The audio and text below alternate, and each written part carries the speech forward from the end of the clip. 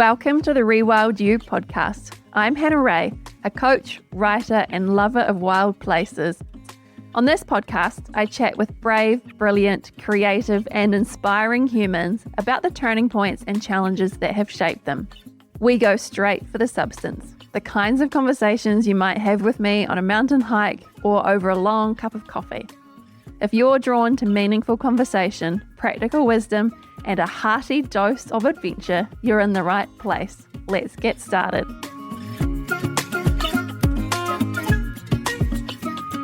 Hello, Tanja, and welcome to the podcast. It's so wonderful to have you here, and I'm really excited to dive deeper into your story and hear more from you. So to kick us off, can you share a bit about yourself? Who are you? How would you describe yourself? And what makes you you? Yeah. And first, just let me say thank you so much, Hannah. Thank you for having me on here, but thank you for doing this. As you and I have talked about, I think it's so needed. So I'm just so glad that you're such a resource for folks. Thank you. Yeah. So my name's Tanja Pajevic, and I'm a writer and a memoir book coach. Books are really kind of how I learn. They're a guiding principle for me, and they always have been. And I think it's a big part of why I became a writer and why I do the work that I do. I've written a couple of books, and one of them, The Secret Life of Grief, won an award. And so that book has just really helped me reach a lot of people, and I think just help normalize some of the challenges that we all go through when we're grieving. You know, even though we feel so alone, so many of us are encountering similar challenges, even though we all navigate the grief process differently. Absolutely. It's beautiful, beautiful work that you do. And for those of you watching or listening, Tanja is or has been my writing and book coach. I started a few years ago. And when I was looking for someone to support me in turning some of my journal entries and writing into something that might one day be a memoir or a full-length book. There were a few options I had narrowed it down to, but ultimately it was your own, written your own memoir about grief and your own grief experiences that really sealed the deal for me. And I'm so glad that we work together. Same. Your story is just going to help so many people, Hannah. I'm so excited for you to get it out there. Me too. Right? We're really all right. Yeah, right. And in your life, what the Secret Life of Grief is centered around one of your losses, but can you share about the ones that you want to share about and talk about today? Yeah, of course. So I wrote The Secret Life of Grief after my mom passed. This was already 2012. It's been a minute now. But the reason I did that is because my father passed away right when I was coming out of college or university. I was 22 at the time, and we had a difficult relationship. We were estranged. And so it was so complicated and really tough. And that process pretty much blew apart my 20s. And so when my mother passed, I was in my early 40s, and my kids were really young. They were ages 3 and 5. And I just knew I had to find a better way to do it. I knew that I couldn't really hole up, right? I had to find a way to support myself, a way to be able to be present with my kids. And also, I just wanted to learn a better way. I wanted to learn how to grieve consciously. And I just don't think that, for many of us, we don't really have those models. I totally agree. It's my experience as well. And so many other people I speak with. Yeah, it's exactly the same. So can you just expand a little bit for us on when you said passing of your father blew up your 20s, how did, and I know you referenced it a little bit in your book too, what did that look like, and what were you hoping to do differently after the passing of your mom? Yeah, definitely. Okay, so when my father passed, I had just graduated and I was working my first like real job, you know. And after he passed, he there were all of these things that happened. He went bankrupt. It was just very difficult and on many layers. And because there was so much kind of muck around all of that, and I felt that he really struggled when he died. You know, people die in different ways. Some have more peace. Some have some folks are able to navigate it differently. But he really struggled, and I felt so much that when he died, it was kind of a wake up call for me. So I decided, I didn't enjoy my job at the time. I was working as a sales rep for a publishing company. And I decided, my father was 59 when he died. He was pretty young. And I decided I want to ensure that I live a life of meaning. I want to be doing something that really is important to me. So I left that job and I went back to tending bar, which is what I had been doing in college to get me to pay my way through. And then I just was trying to figure out, well, how do I reconcile my relationship with my father who had passed? And both of my parents immigrated from the former Yugoslavia, and they both had a lot of war trauma that happened to them. And with my father, it was all very secretive. Like my grandmother was killed by bomb shrapnel, but he never spoke about it. And I could kind of, once I started digging into his story, it made so much more sense to me of like, oh, no wonder he was so wounded. He hadn't been able to deal with all of these pieces. He didn't have the support. He didn't look for the support. And so in that way, I was starting to write. I had always been, I was an English major. I always loved books. That was always, books are really a lot of how I find my way in life. And so I decided, well, I'm going to write these stories and I'm going to try and uncover what I can't find out anymore because he's passed. And so that became kind of a healing path for me. And when I say it blew apart my 20s, ultimately it was a gift. There were a lot of hidden gems in there, even though it was very, very painful at the time. I fell into a depression. It took me many years to reach out and ask for help, to find a therapist and get support. So, and I just, I think it could have been easier if I had asked for help, if I had, but I didn't know at the time, right?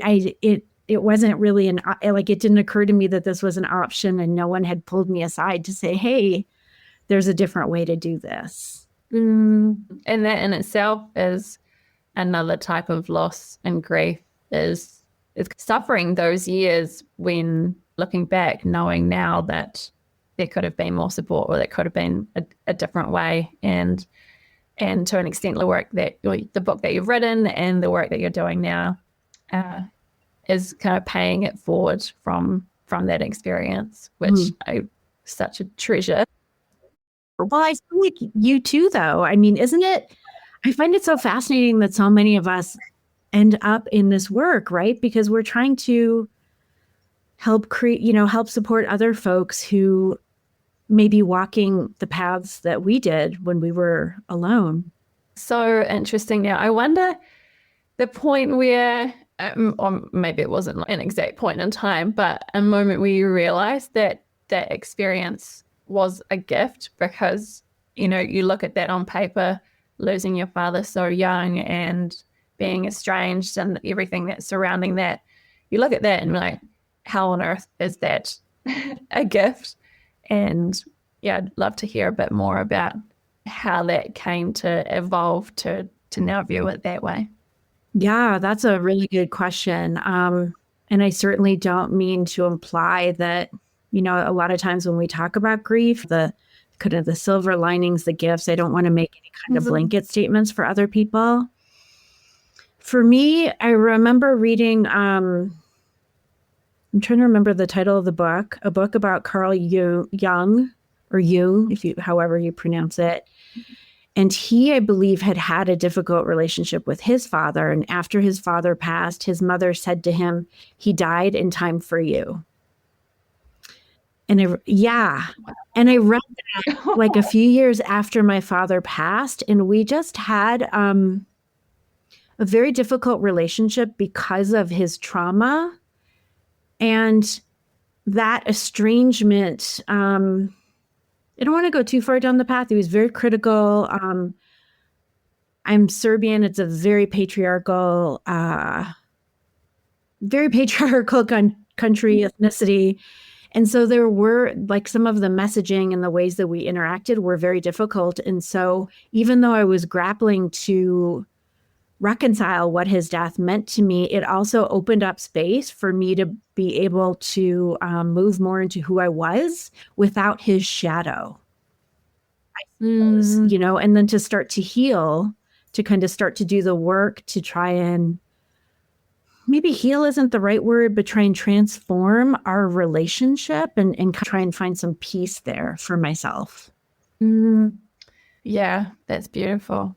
Yeah, go ahead. Sorry. Yeah, and as you're saying before, in that sense, that's where I can see the gift, or that, there's definitely not a silver lining to everyone's experience, but for you, and the way that it opened you up to knowing that you wanted to live a life of meaning and have a sense of purpose and connected to your values and more true to who you are.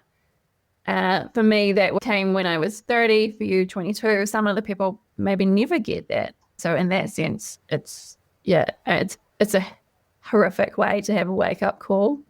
But, I certainly wouldn't be doing this work and living the life I'm living if it wasn't for that also. Yeah, it's not something we choose, but it's something that we all experience, right? And to me, it was I had so many frustrations around, why don't we talk about this? Why don't we normalize this? Why don't we support each other? It seems to me, or maybe one of my beliefs, I'm thinking of Ram Dass, the spiritual teacher, Ram Dass, and he said, what was it he said? We're all just walking each other home, right? And so, to me, I look back and I think, like, this is what we should be learning in school. Like, how do you become a fully realized human? Like, how do you embrace yourself? How do you navigate these challenges? They're big questions. We're going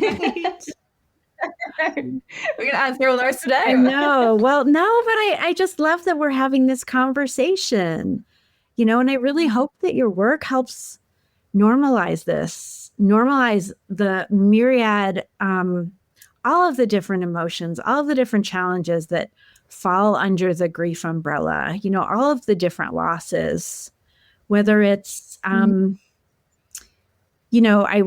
told you outside of this conversation that my older son just started college. And so then that's a whole other piece of grief, of navigating, letting go. It's also very lovely, but we have grief in in so many pockets of our lives. I think that's something a lot of people can relate to, but it's not necessarily that those kind of life changes or transitions or initiations aren't really acknowledged as a loss and having a grief associated with it. And I know this came up a wee bit in our writing group, and I'd be curious to hear from you. Why don't we talk about these things from your perspective? Because I know for me, in the Kiwi culture, with all of you folk in the writing group, all North American based, and while we have a strong American influence here, our culture is still quite different. And there are some things I remember writing about, and there was all this feedback from you, like, why are Kiwis like that? Like, what's going on over there? And definitely a do-it-yourself culture here. I actually have a European friend that she said when she first moved over here, she thought it was like a strange science experiment where no one really talked about their emotions or exactly what was going on. I thought that was a very appropriate way to describe it. From working with you and the group, I feel like there's more openness in American culture about talking about things openly, but obviously you have your Serbian background too. So yeah, what is that and why don't we talk about these hard things? Gosh, that's such a good question. And it's interesting because I don't know how much we do in the US in American culture. In our writing group, I think we had a sacred space of people who were delving into their own, heart material. And I think when you can come together with folks like that and create that space, like that is such a gift. And I wish that it wasn't so outside of our society. I know in American culture, I've definitely had a lot of challenges where I haven't felt like I can share information with people. And in fact, my old therapist, I had a therapist who she said to me at one point, hey, Tanja, most people are really lucky if they have one or two people they can turn to in their grief. And I was really shocked by that because I thought that should not be how it is, But what you're referring to, Hannah, my parents immigrated from the former Yugoslavia, and as a child, we went back and forth. And so we spent our summers over there, and I would see at that point in time, they would have these incredible traditions of like a wedding would be a 3-day celebration, 3-day and 3-night celebration. And when someone passed, we would put on black and have clear mourning rituals, no music. There would be all these rituals at certain periods of time. And I just found that myself like relying on that, thinking we need this in this day and age because we're all moving so quickly. We all have so much on our plates, but we don't have these sacred spaces and we don't have these rituals anymore. And I would be curious to hear your thoughts on this. But for me, I had kind of, at this point in my life, when my mom passed, I felt like my world was definitely a bit smaller. My children were young. But one of the pieces that I really learned in my journey was how important community was. That it's really hard to grieve alone. And of course you will grieve alone, but at some point we need to find some support. We need to have some people in our corner or some tools. Yep. Yep. I say it a lot that we're not designed to do this alone. And yeah, that's exactly what you're speaking to. Yeah. So skipping forward to when your mum passed, how was that different? You obviously had this past experience and you wanted to do it differently. Did you have more of an intentional kind of journey through that, or like consciously grieving? Yeah, how did that look different? Yeah. I'll say I did one thing that I'm so glad I did for myself is I gave myself permission, which is something I don't know that I've done for much of my life. It's easier for me to do now that I'm older.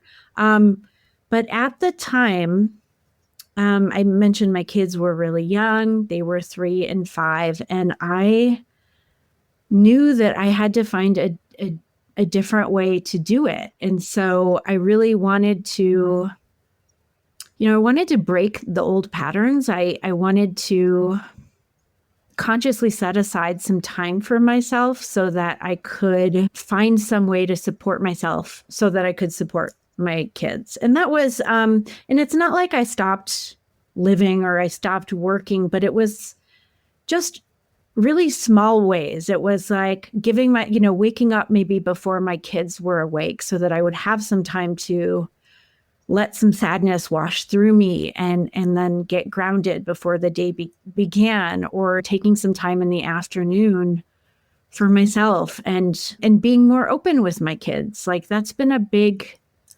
part of how I've chosen to parent is because I've seen and I've experienced all of this wounding and the trauma that's been passed down through my lineage. And I just, I'm kind of a stubborn person. And I was like, that's enough.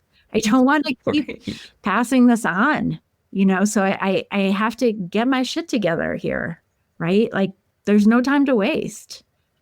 It's so interesting that how you balance that need to be grieving for your mother and balancing that with being a mother to yourself, to your two children. What kind of challenges did you find in there, or what were there other ways? Did you have someone that you maybe read about that written a book, or what was kind of guiding you, or you're really just relying on your own instincts? No, God, no.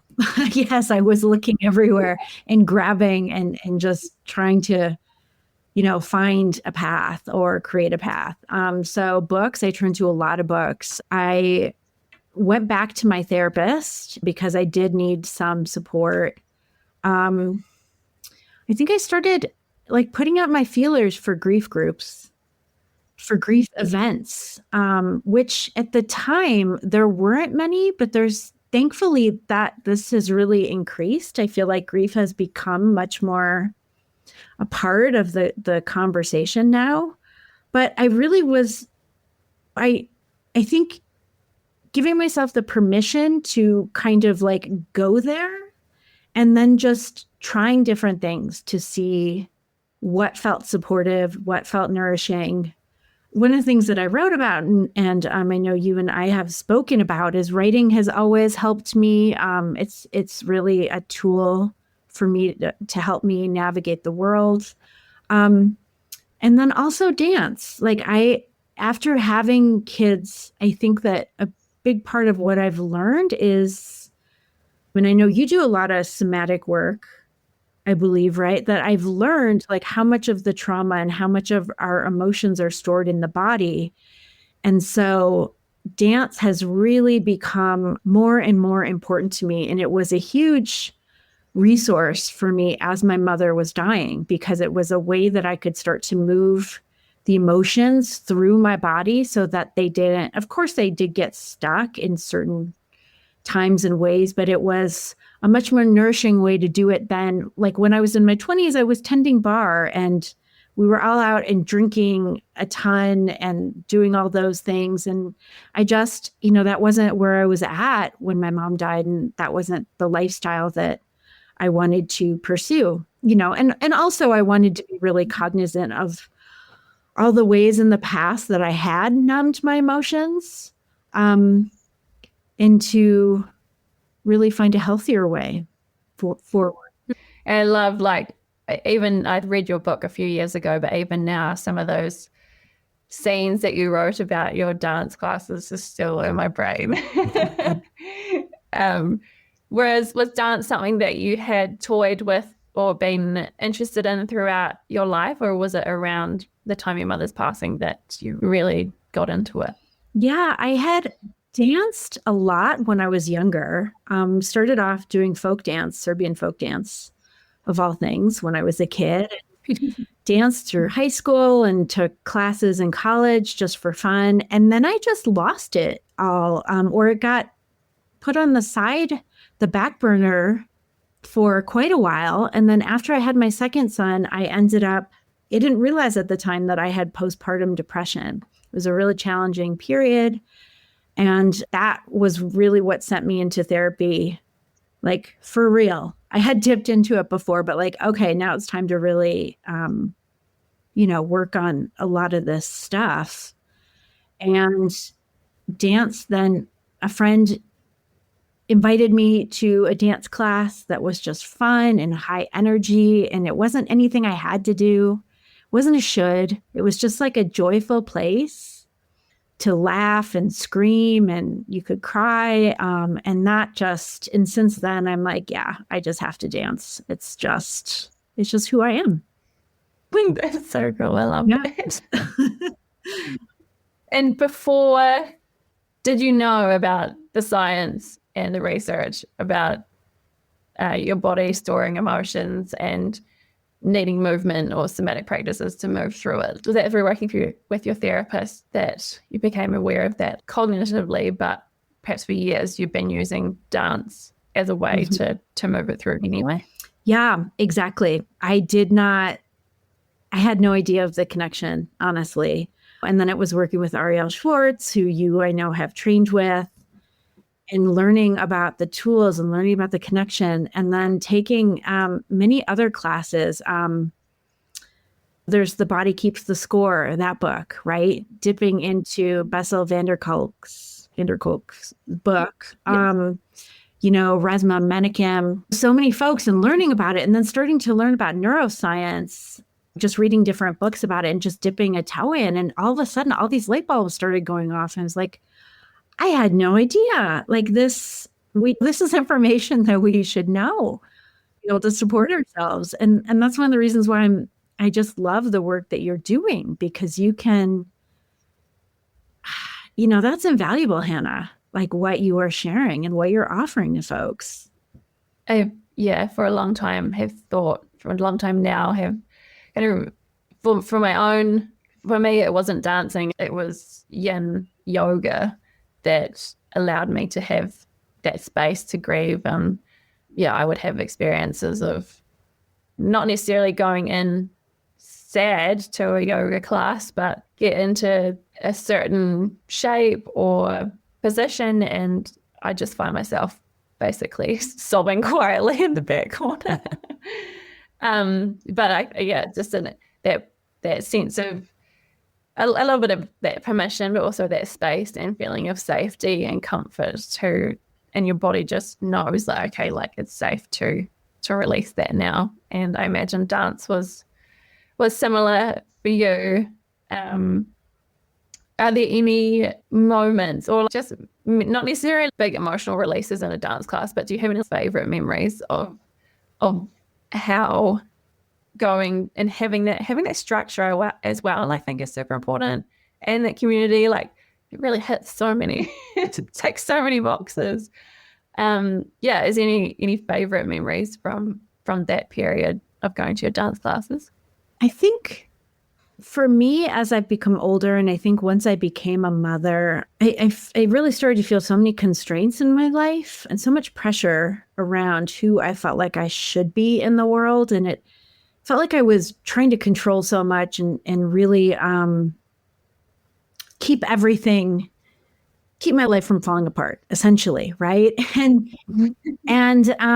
I also felt an incredible amount of pressure around societal narratives of what being a mother is and how much you should give, which is a whole other conversation, and the ways that we deny ourselves. And so dance for me was a way that I could just really be who I was, without having to filter myself, without having to rein myself in and worry about being too much, for example, right? And I can have some big emotions, and I think part of what I would see in my dance class and talk to other people is I would see other people with tears in their eyes. I would see other people who would be frustrated and let that through in the dance, right? And like, I'm guessing that you've had similar experiences when you were biking and hiking, and right, being able to move that through. And I think something I think a lot about lately is like, where are the containers that allow us, that hold us wherever we're at, right? And I think that grief work can be a wonderful container, and having a community, a yoga community, is a container. Writing for me is also a container, but I think it's that, just being able to be whoever I am. If I'm pissed off, if I'm angry, if I'm happy, I can yell and scream, and other people are doing the same thing. And like, where can you do that in life? There's very few places where you can do that and feel, and not feel like you're being judged, and be accepted. And not be told that it's too much, or you're too loud, or just sit down. Right? Right? Yeah. And something that I think about is that, in my 20s, I was tending bar and we were all drinking a lot. And alcohol is one of those places in society where that in some ways can serve as people think it serves as that container where you can express yourself and be okay. And I no longer drink. And so like I still want to express myself and be okay because this is the real life, and so I think a lot about that of like, why is it okay to be too much in certain instances, but not in daily life? And grief is, I may be off on a tangent here, but grief grief is so overwhelming, right? Of course, there's so much. And as you're sharing about that, it makes me think about my 20s, is that there was often a fair bit of alcohol involved, but for me, it was the dancing, actually. I was just really keen to just go and have a good boogie. And yeah, I hadn't really thought about it at all or realized until now that maybe it was really just the dancing that I was craving and could have done away with the alcohol. Yeah. Or you can dance now. We'll have a dance party next time, right? Yeah, exactly. As you touched a wee bit on writing, and of course that's a huge part of who you are. You spoke about reading a lot and using books to find your way in life. Has writing gone hand in hand with that throughout your whole life? And what kind of forms has that taken? Yeah, good question. I would say since my father passed, it has. And so that's many years now. Many years. Maybe 30 years, actually, which is Well, kind of sobering to realize. But since he passed, it was really how I was able to grapple with a lot of what I write about our family stories from my lineage, from my Serbian heritage. And so it started off there. And then when I had kids, I would be writing even more because then I was trying to figure out, well, holy smokes, how do I learn how to parent consciously? Big part of what I grappled with when I was younger was having grown up in what I felt were two different cultures, the US and then the former Yugoslavia. Like I was often writing about those two places as the two parts of my identity. And it just continues to morph where it's still a tool for me. More recently, I've been slowly working on some stories or a memoir about transmuting the intergenerational trauma from my heritage.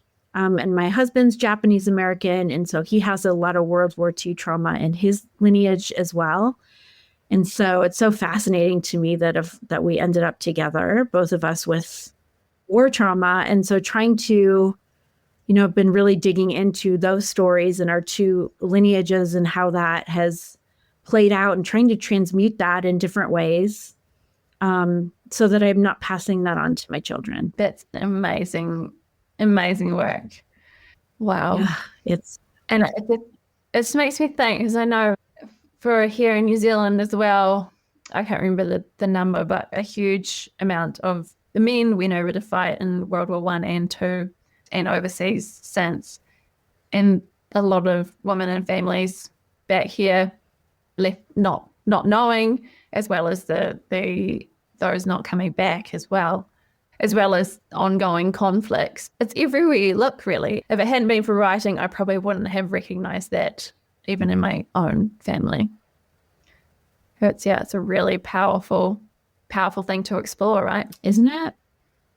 And I think just what you said, we live in a time where there is so much war and there's so much pain in most every culture, and I can't help but wonder if how many people are dealing with some level of trauma that has been passed down. Yeah. I know. It's kind of, That's so great. right. But you know what, Anna, I just listening to your interviews, one of the things that I've just been really struck by as you're talking with people is, and of course it's dependent on where you are in the grief journey, But, you know, once folks are further along, you've spoken with some people about like, at some point there becomes a place where you can make some choices about your life, right? And maybe reclaim some kind of agency. And at some point, it seems to me that many of us enter that space of, well, how can I, right? You know, come out of, or come through at least the really deep and really, really most awful stages of grief. And then if we can shift to a place of opportunity or possibility, you know, if we can shift out of that place of fight or flight to be able to see like, okay, in my life, where do I want to go now? What do I want to do? Yes. Yeah. And sometimes that can take a long time to get to that place. Mm-hmm. And when you get there, that's kind of the point around, yes, I support people in those early days and weeks and months as well. But that when people get to that point, that's where I really love to be, supporting people to integrate that whole grief journey and then, help them find the answers to, well, what happens next? What do I do now? I'm so glad. Mm-hmm. Yeah. So for you were writing, for what would that be? 10, 20 years or so? And then were they journal entries, or did you always have the intention of putting it in a book? Like, how did you go from having some words on paper to deciding, yes, I'm going to write The Secret Life of Grief? And what did that process look like? Yeah. So after my father died, I went back to tending bar for a few years while I kind of figured out, well, now what? What am I going to do with my life if I'm not, you know, which direction am I going to go in? And I ended up going back after a few years. I decided I wanted to go back to grad school to receive my, for creative writing. So to receive my MFA, which is a Master's of Fine Arts in the US. I'm not entirely sure how that translates internationally. And so then it became, well, oh, okay, this is the path that I'm going to take. I'm going to become a writer. And so since then, I've always been writing.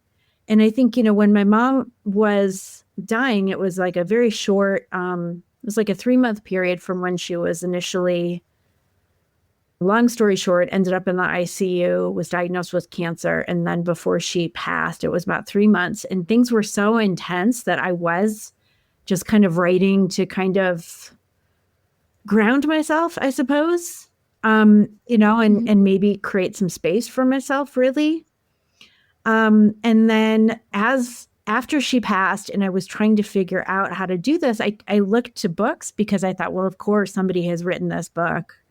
Right. And I felt like there were so many books that were written about somebody dying, how to walk, you know, how to be there for someone, how to be present. But I wasn't seeing like memoirs anyway. And that's just personally what I'm drawn to, because I really am drawn to other people's personal stories. And I didn't come across other books that were sharing someone else's story of how they grieved. And then I was like, well, all right, then I'll write it. I will, you know, I was still writing. And I'm like, well, then let me do something with this in a way that, you know, I had all those notes. And then at some point, that's a good question, though, because it's been a minute. And at what point did I step back and say, I can't tell you exactly, but I do remember that it felt like a very, very important thing. And I just was so pissed off that people were not talking about this. And, you know, that I felt like it was the secret thing that just didn't make any sense to me. And so I was like, well, I really want to name this and create something that can help somebody else who was in my place. Because, and really that's, I think in a very, I think that that's a big part of why I write, is really to help someone else out there who feels like they're alone, to help them know, like, no, you're not alone. This is normal. It is so messy to be a human being. It's really hard. There are there are moments of beauty and joy and moments of just crushing pain and defeat, and it's all mixed up together, right? So let's like give voice to that so that so that folks don't feel like they're alone. That's exactly my motivation too. That's why I'm grinning so much. Yes. And that's why your book is so powerful. Completely different set of experiences, with Caleb, with your dad, with your grandfather, but it's just getting like hearing that from somebody else's different perspective, right? It's just so, it's like you have someone who's walking beside you through a book. Yeah. And being able to see that someone else's experience also looks really messy and there's conflicted emotions and it's definitely not linear and straightforward, is I think that just knowing that you're not alone and actually seeing that player on the page is a massive relief, and that in itself is such a huge part of taking yourself towards that space of giving yourself permission. Be like, oh, well, I'm actually not alone. Someone else has been through this. Yeah, I so agree. And it's not linear.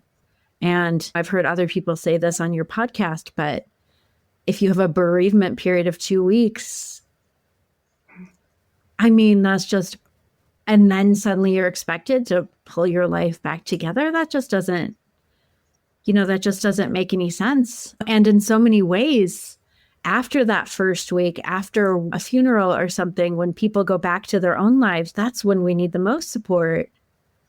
And then that's kind of when many of us find ourselves on our own, right? Which then can be so isolating. 100%. Unfortunately. Yeah. So now in your work supporting people with their own writing, starting at the very beginning, if someone is interested in, in maybe hearing you speak and sharing about your grief journey and your writing, what would you suggest? Someone has this inkling, they're like, yeah, I would love to put this, whether that's for personal or public kind of reading, they have the story that they want to share to help someone else.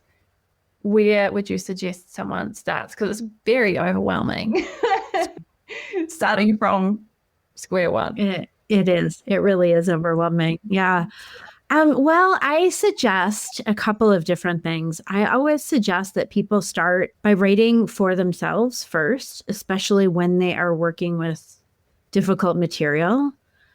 Because I think, especially if you are grieving, like it's so important that you protect yourself and that you nourish yourself. And by protect, I don't mean isolate yourself, but I mean, it can be a really wonderful tool to be getting your stories down on the page. And sometimes people will share their writing with other people early, even though the writing is very tender. And so I always encourage people to, like, how do you start getting it on the page? I would jump into something I say is like, well, what's the heart of the story? What do you want to put on the page? And so I would just encourage you to give yourself permission to play and to put that down on the page and to start there. And then later on in the process, once you've had a chance to get more material down, then we can kind of step back and think about how to mold this in a way into a book format or make it for a reader. But we almost always start by writing for ourselves. There's some kind of like there's almost like a need there or something for our younger self that it can be a helpful tool. And I do have on my website, I do have a story starter kit that can help people identify, like really think about what is the nugget or what is the heart of the story that they want to be writing on. And I have a process it'll walk them through. So that can be a resource as well. It's funny. Someone was asking me recently, and it's obviously through working with you is where I got it from, is to write that first draft for yourself first. And I know I did that for myself as well. And I know that it's kind of too much to get out everything that you need on the paper while also filtering yourself before it's even out there, thinking like, oh, how is a reader going to perceive this, or how do I want to portray it to them? Like, you really have to focus on that personal kind of expression. And I know for me, I actually uncovered just some insights, new perspectives, probably more mature perspectives of my grief experiences through writing that I wouldn't have found otherwise. Perhaps through therapy, maybe, but writing, yeah, was just so powerful. And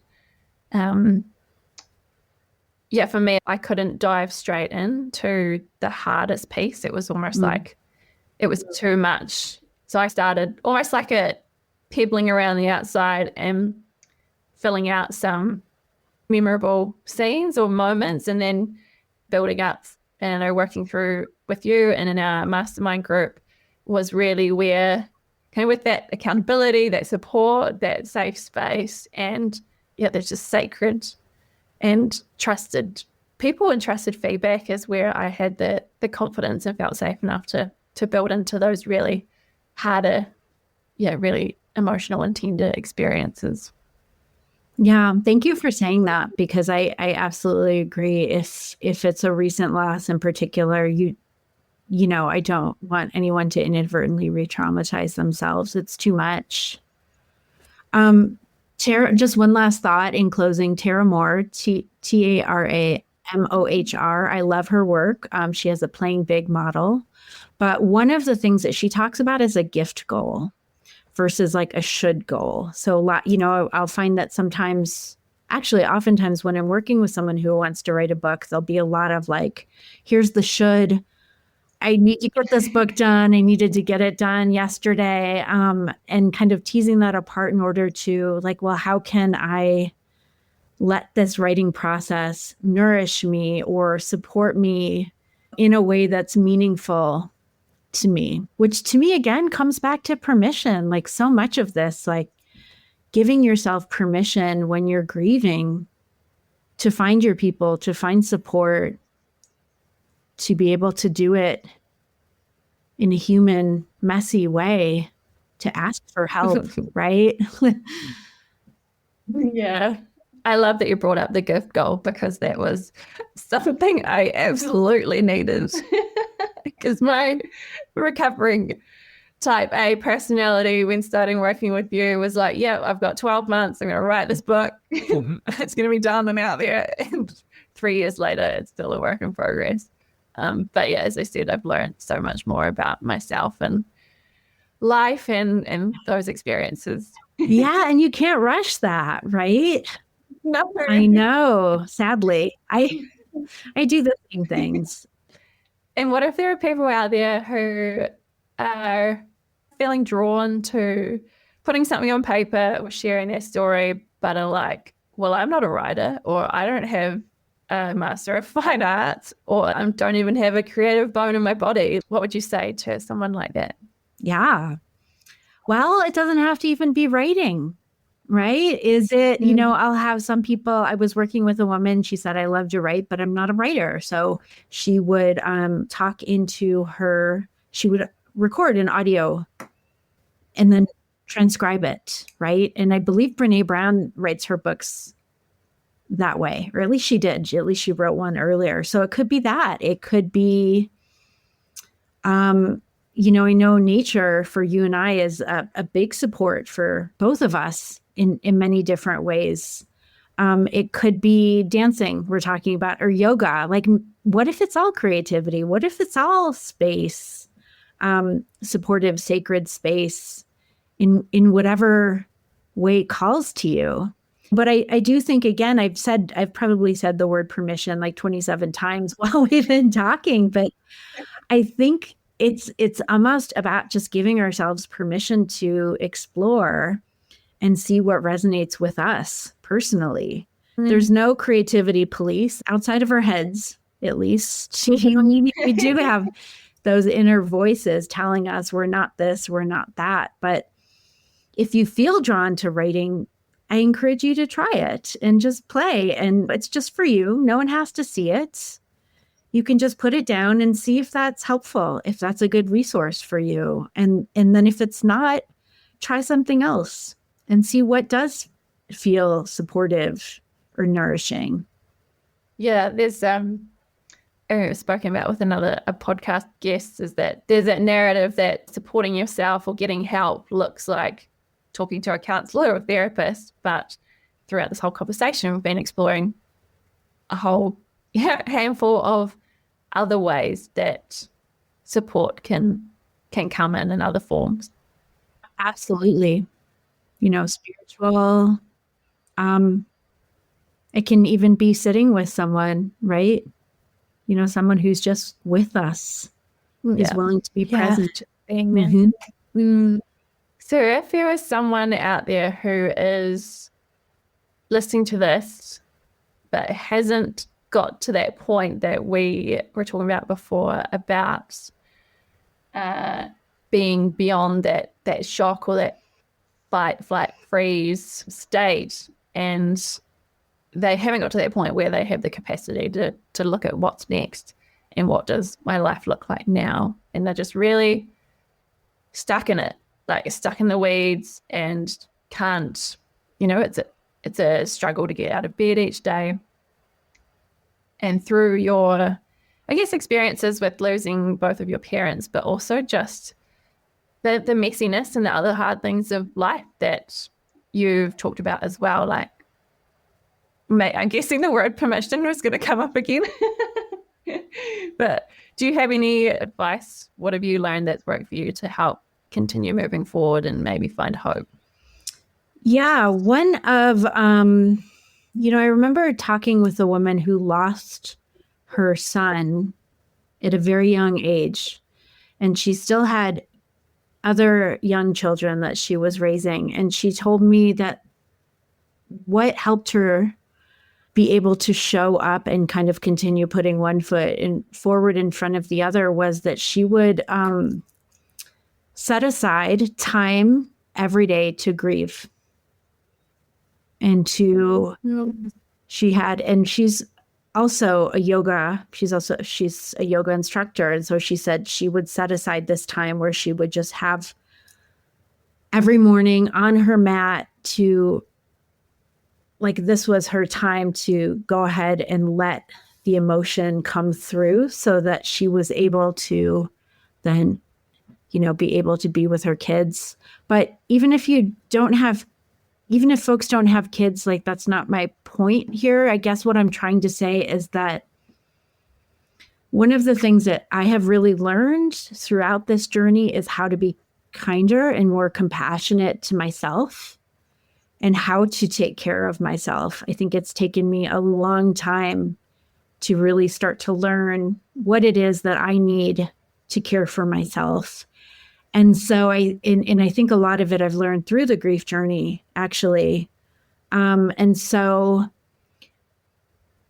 a couple of thoughts is that, this is completely normal to not be able to get out of bed, to have these deep, overwhelming moments of grief and pain, and just also like a very kind and compassionate encouragement to allow yourself to reach out to one other person, just taking those baby steps forward, to try, and because I found, my world became so small, and that at some point I had to really learn how to expand my world again. I felt like if I didn't, I could have been caught there for a very long time.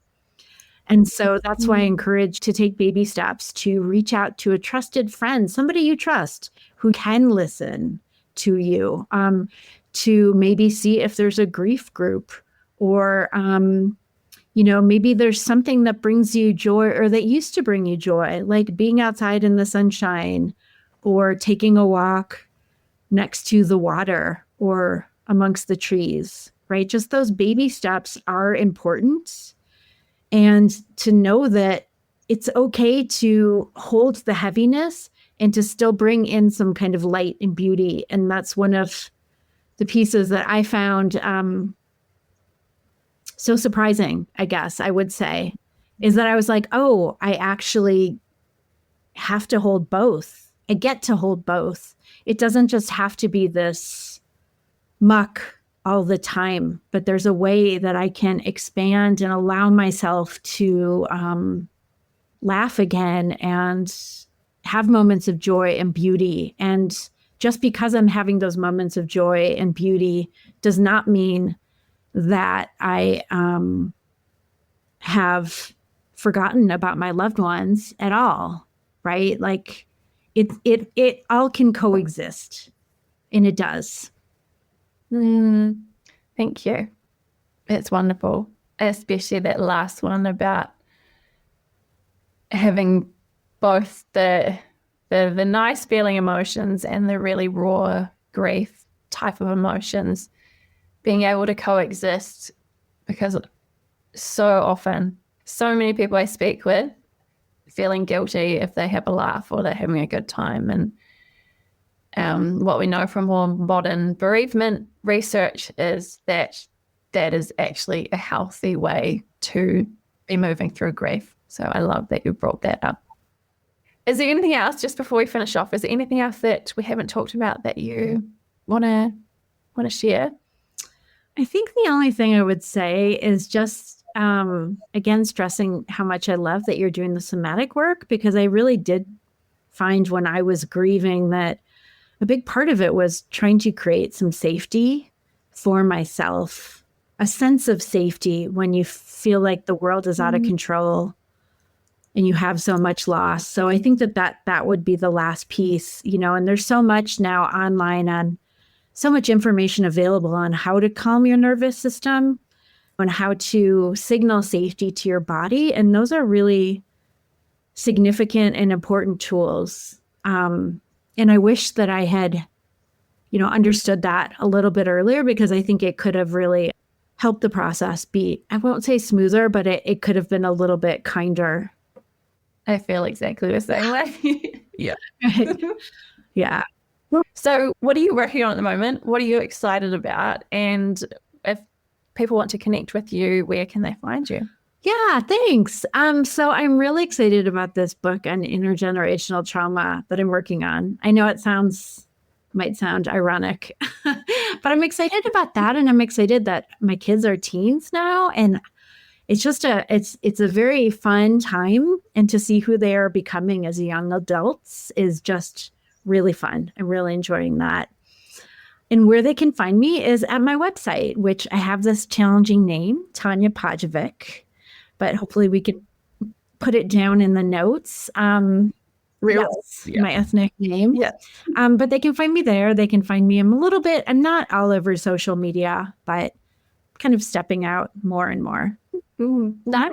Thank you. Thank you so much, Hannah. It's like such a joy to talk with you always. And I'm so glad you're doing this work. Thanks so much for joining me today and sharing your journey and your wisdom as well. I know that our listeners will also appreciate those insights and tools that you shared, as well as just that permission for it to be messy and for it to be raw and not linear. The grief and the being human. Yeah, such a pleasure have you on the podcast. So thank you so much. Thank you. Same.